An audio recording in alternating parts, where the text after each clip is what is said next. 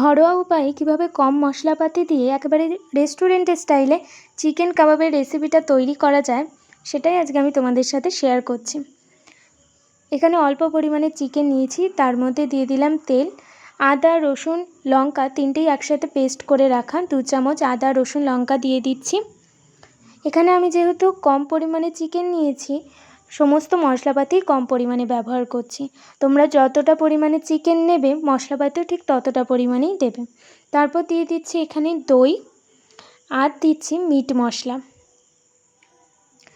Meet মশলার পরিবর্তে লঙ্কার গুঁড়ো ব্যবহার করতে পারো। তারপর দিচ্ছি 1/2 চামচ মতো নুন। সমস্ত চিকেন মশলাপাতি একসাথে আমি ম্যারিনেট করে রাখছি।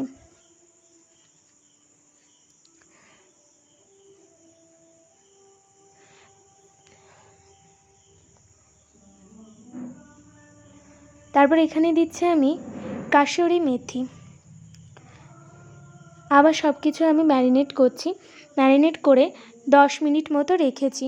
তোমরা এখানে আধ ঘন্টাও রাখতে পারো, আবার হোল নাইটও রাখতে পারো।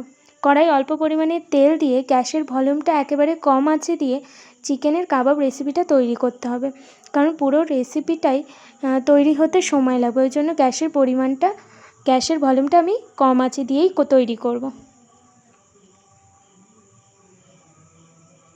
দেখুন কালারটা কতটা চেঞ্জ হয়েছে, দেখতে যতটা সুন্দর হয়েছে খেতে তার চেয়েও বেশি সুন্দর। একবার আমার মতো স্টাইলে ঘরে বানিয়ে নিন চিকেন কাবাব, আর আমাকে অবশ্যই কমেন্ট করে জানান কেমন হয়েছে। প্লেটে কাবাবগুলো সার্ভ করে তার উপরে দিয়ে দিচ্ছি অল্প পরিমাণে চাট মশলা আর দিচ্ছি স্যালাড।